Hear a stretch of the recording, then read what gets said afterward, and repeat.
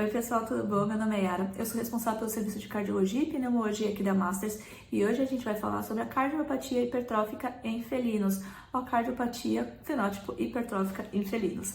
Bom, primeiro eu vou mostrar o desenho aqui da anatomia do coração do gatinho para vocês entenderem. É o mesmo desenho lá do cachorrinho, porque a anatomia é a mesma, é um desenho bem simplificado aí para a gente conseguir entender essa doença. Bom, assim como no cachorrinho, temos 4 câmaras no coração, né, que seriam os átrios direito e esquerdo, ventrículo direito e esquerdo.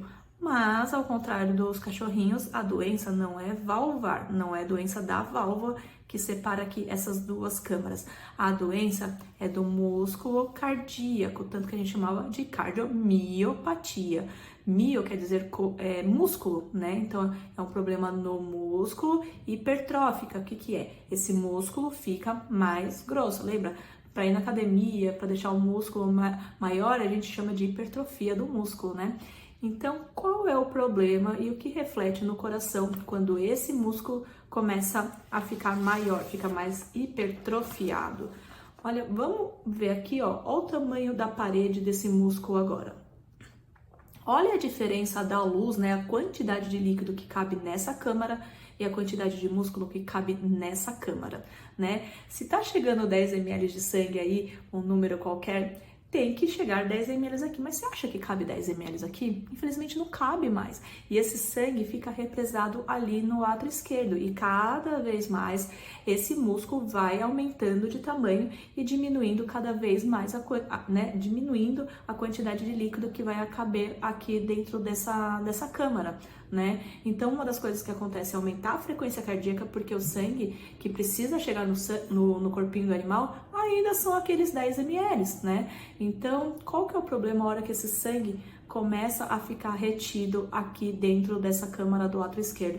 Assim como no cachorrinho, eles também têm a capacidade de aumentar bem essa câmara aí para conseguir manter esse líquido que está chegando, né, no coração. Ele consegue ter toda essa complacência, mas no gatinho já é um probleminha um pouquinho maior. O gatinho por si só ele já tem problema de coagulabilidade, né? Qual que é o problema? Imagina um sangue que tá aqui quando a gente faz o ecocardiograma para ver isso daqui, porque às vezes forma aqui um pouquinho de sopro, mas sopro às vezes não é muito audível. Gatinho já não é fácil de escutar, ele já tá com uma frequência bem aumentada, às vezes a gente não consegue escutar esse sopro. Eu só consigo ver bem essa doença com o ecocardiograma. Eu preciso do ecocardiograma para tratar essa doença. A hora que eu olho lá no eco, essa câmera enorme, né? Quando ela aumenta, ela é que nem um elásticozinho velho, né? Ela teria que fazer isso, só que a partir do momento que ela vai aumentando de tamanho, ela fica que nem um elásticozinho mais esgarçado, ela já não consegue mais fazer tanto esse movimento. O sangue que tá aqui, ele começa a ficar mais parado, né? Porque imagina, tem um monte de líquido ali dentro do sangue e o coração só tá fazendo isso. O que tá ali no meio já não tá mais fazendo uma velocidade tão grande para chegar aqui, né? Então, quando a gente vê lá no ecocardiograma, a gente fala que tem um sinal de smoke, que é, na verdade, parece uma fumacinha que tá mexendo ali. Aquilo é um coágulo se formando, ou até mesmo, num estado mais avançado, a gente vê o próprio coágulo ali já formadinho, batendo assim nas paredes do coração. É horrível de ver. Então, qual é o problema disso, gente? É um coágulo. Esse coágulo pode sair daqui, passar para essa câmara e depois vai pro corpinho do animal. Para onde? Para qualquer lugar. Pode ir pro rim, fechar ali uma artéria renal e essa artéria renal não mandar mais sangue pro rim. A gente tem uma falência renal aguda aí. Ela pode ir para qualquer parte do corpo, mas normalmente o que a gente vê é esse sangue indo lá para as patinhas. Então a gente começa a ver uma paresia, né, uma fraqueza maior de uma das patinhas ou as duas patinhas, também é normal os dois acontecerem. Alguns animais, quando não obstrui totalmente, a gente vê uma paresia, que é mais uma fraqueza, você vê que aquele animal já não tá mais pisando direito, ou realmente uma paralisia. Esse animal ou para de mexer totalmente com o membro direito, posterior direito, ou com o esquerdo, ou em alguns casos com os dois membros. E isso é uma emergência muito grande. A gente precisa intervir o mais rápido possível quando chega nessa fase. Mas lembrando que para chegar nessa fase é uma parte já bem tardia. Esse animal, se ele não é tratado no momento, ou até mesmo uma intervenção cirúrgica para a gente conseguir tirar esse coágulo, gente, é muito rápido, isso pode matar o animal. Isso aí é questão de horas, é uma emergência muito grande. Se seu animal ficou com paralisia de membros posteriores aí de forma aguda, corra no veterinário, se ele for um gatinho, principalmente. De qualquer forma, se o seu animal tem uma paralisia, você tem que ir no veterinário, mas no gatinho são horas que a gente tem. Porque, por exemplo, se é no cãozinho ou até mesmo no gatinho, pode ser talvez por um trauma, ele tem tido um trauma na medula, mas se esse membro começa a ficar um pouquinho mais gelado, se esse membro começa a ficar um pouquinho mais rígido, a possibilidade disso daí, na verdade, ser um trombo é muito grande. Corra para o veterinário, porque os minutos aí são contados. Então, qual é o problema maior dos gatos? Tem até uma campanha da Royal Canin que chama Meu Gato no Vet. Qual é o problema que não só a especialidade de cardiologia, como a veterinária em geral tem?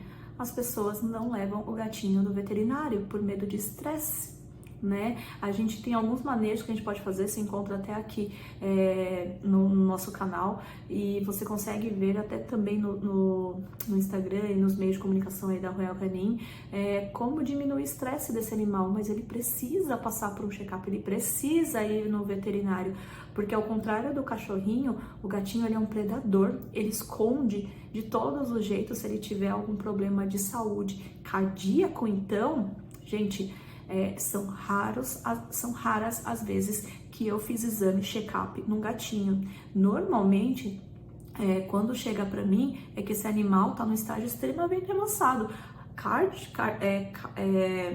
Cardio só consegue pegar gatinho, infelizmente, no final da doença. Por quê? Porque o gatinho ele esconde tão bem essa doença, ele é tão assintomático que a hora que ele consegue, que ele começa a demonstrar sinais clínicos, ele já tá no final da doença. É porque ele realmente já não está aguentando mais, né? Ou se não, às vezes vem pra mim, vai fazer uma limpeza de tártaro, e aí vai fazer o exame ecocardiográfico como um exame pré-anestésico. De repente eu vejo alterações gigantes naquele coração ou naquele tórax, e aquele gatinho tá normal, ele tá ali miando, ele tá pulando, ele tá comendo normalmente, mas já tá com alterações bem severas. Os gatos escondem não só as doenças do coração, como outras doenças de uma forma inacreditável. Então, assim, se você não fizer um check-up no seu animal, ainda mais que não é um problema de válvula que vai me mostrar um sopro tão evidente, músculo, eu só consigo ver no ecocardiograma. Mesmo eu, cardio, fazendo exame físico, auscultando esse animal, eu não consigo ter noção dessa doença. Eu só consigo ver e mensurar o tamanho dessa parede lá no ecocardiograma. Se esse animal não faz um check-up, né, corriqueiro, eu vou te falar, das raras vezes que eu fiz exame preventivo de um gatinho, a gente começa a ver lá já um começo, principalmente se você tiver um animal da raça Maine Coon, que é a raça que normalmente apresenta mais isso. Não, o Maine Coon, assim, você não pode deixar de fazer um eco, não tem nem conversa com o Maine Coon.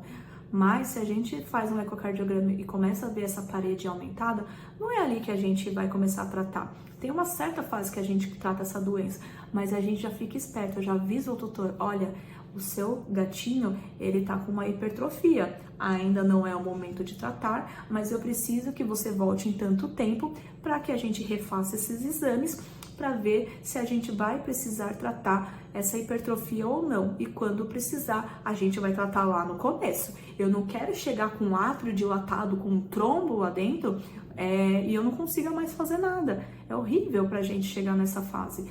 Então, se você tem um gatinho, faça o exame no começo, e se foi diagnosticado com a doença, seja lá que grau for, procure um profissional especializado nisso, procure um cardio. Gatinhos, para veterinária em geral, é a espécie assim, mais difícil de tratar. Gato, para qualquer especialidade, é sempre uma complicação, e para cardio não seria diferente. É muito difícil tratar um gatinho cardiopata, por isso procura um profissional especializado.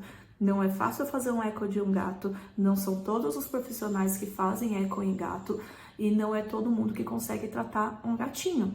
Então, assim, porque é complexo. Então, sempre faça um ecocardiograma no seu gatinho preventivo, no mínimo anualmente, e aí vai depender até da idade desse animal, mas faça, porque tanto essa doença como outras doenças, seu gatinho não vai demonstrar nada, né? Então, vamos tratar desde o comecinho. A prevenção é a chave do sucesso aí do tratamento, tá bom? Se ficou com alguma dúvida, escreve aqui embaixo. Tchau, tchau!